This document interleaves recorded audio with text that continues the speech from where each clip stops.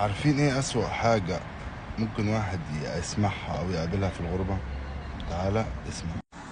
اسوأ حاجة في الغربة لما تيجي تلاقي فيديو يقولك تم القبض على المواطن المصري فلان الفلاني بقى، سواء بقى في قضية مخدرات، سواء في قضية تحرش، سواء في قضية سرقة، سواء في قضية اختلاس، سواء في قضية اي قضية.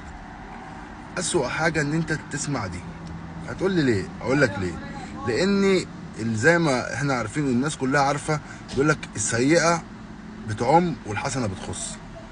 يعني كل الناس بتشوف ان المصريين كلهم حراميه، وكل الناس بتشوف ان المصريين كلهم متحرشين، الا من رحم ربي طبعا. ماشي. احنا ليه نعمل كده؟ احنا جايين ناكل عيش، ولا جايين نسرق، ولا جايين نبيع مخدرات، ولا جايين نعمل ايه؟ يا عم تحترم نفسك، انت جاي تاكل عيش في البلد هنا غريبه.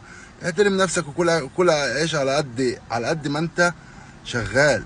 الطمع ليه تسرق؟ ليه تروح تحرش بواحد؟ انت ترضى على اهلك؟